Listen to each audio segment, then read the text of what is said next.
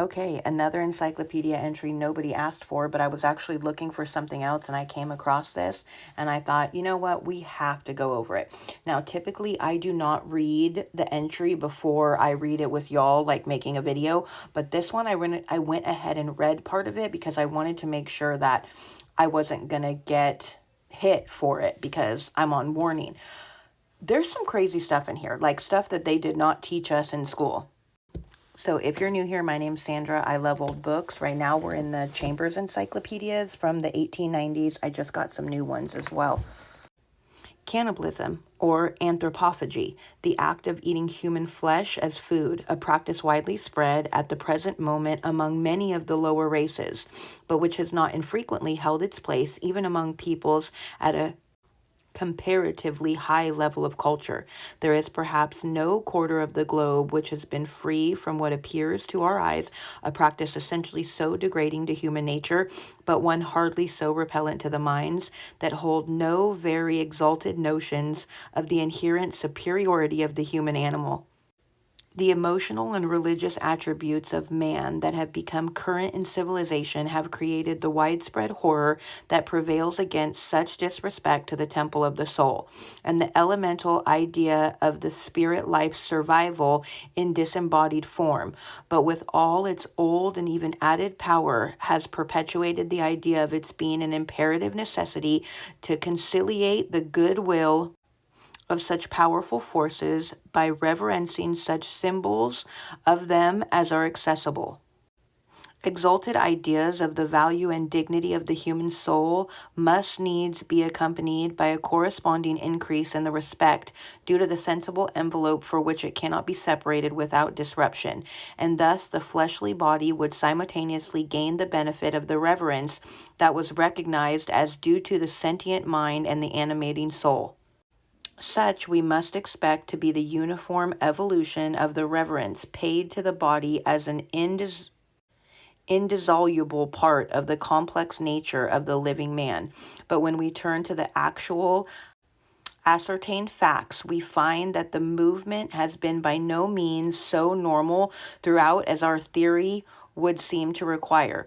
In fact, other and novel considerations have come in to contemplate the problem, and the result as it actually presents itself before our eyes is so puzzling and uncertain that we are not yet able to lay down said foundations for an absolute philosophy of cannibalism. Isn't that crazy? Remember, this is in the 1890s, so like 130 years ago. According to our theory, primitive man would eat human flesh for mere famine or necessity, as has been often done in extreme cases, even in the higher races under the pressure of the same forces, but would leave off the practice as a climb successfully to higher steps in culture. But this is by no means always the case, and it is enough to name the ancient Mexicans as a people of exceptionally high native culture who were yet excessively addicted to cannibalism.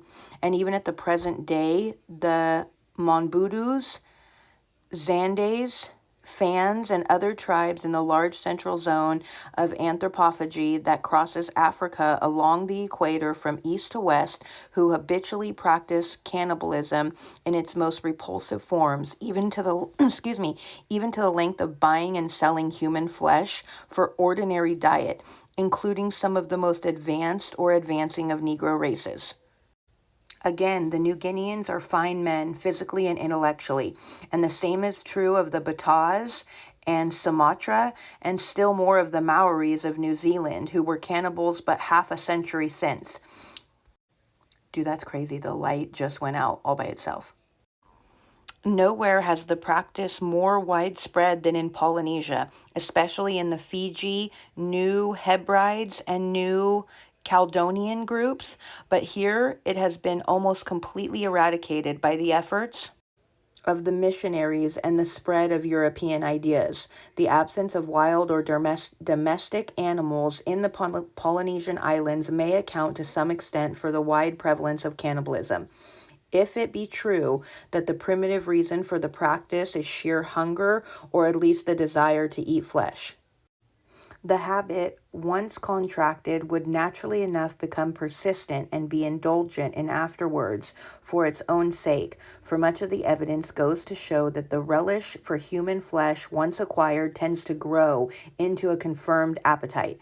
Upon cannibalism from necessity, or mere gluttony, follows easily enough cannibalism from the warlike fury, as was very common with the North American Indians, among whom eating the flesh and drinking the blood of the enemy meant something more than metaphor.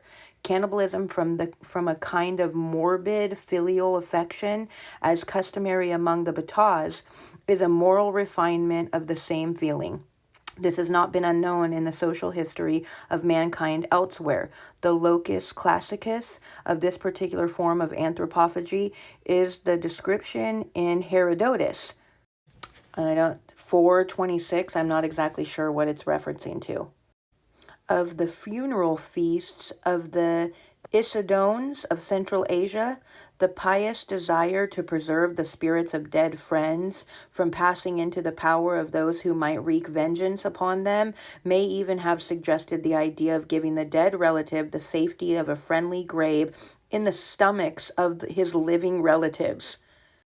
Aged relations and newborn children, as well as friends or children who had died by mischance or mere accident, have been eaten by many primitive peoples, notably in Australia, a practice intellectual enough on the principle that the life is not allowed to go out of the family. Intelligible enough, excuse me. Indeed, ideas akin to the philosophy that underlies this notion seem to mark an almost universal elementary stage in cannibalism, originating no doubt in the primitive idea that any property characterizing as aggregate inheres in all parts of it, and that the eater of anything animate became endowed with the qualities of the thing eaten. Thus a savage would desire to eat the flesh of a valiant enemy in order that his courage might pass into himself.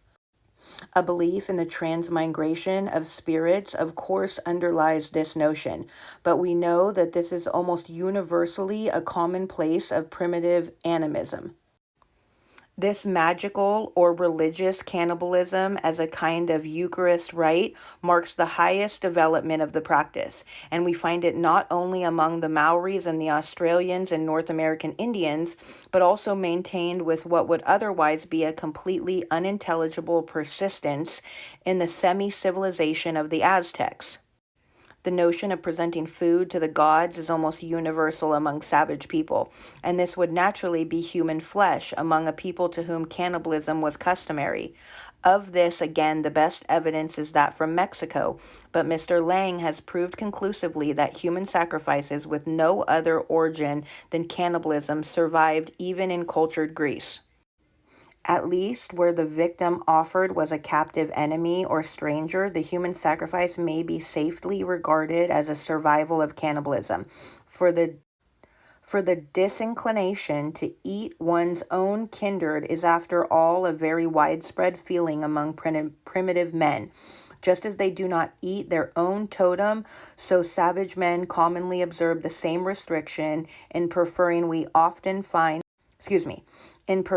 not to eat members of their own stock. Indeed, we often find raids made with no other object than to procure supplies of human flesh as food, while some South American tribes actually bred from captive women in order to provide constant supplies of such flesh as could be eaten. Jeffrey Epstein? Just saying, allegedly, for entertainment purposes. Okay, I'm going to stop it right there. We're going to come back for part 2, especially since my light won't go on. I'm going to let my phone rest for a little bit. But this is what I try to say, like when people get mad at me and I say like that the Bible is rooted in evil, and if you actually base your life on that, it's based in incest and cannibalism and pedophilia and murder. It's just insane when you think about it. And this same stuff that's happening today has been going on since the dawn of time, and just nobody does anything about it. It blows my mind. Come back for part 2.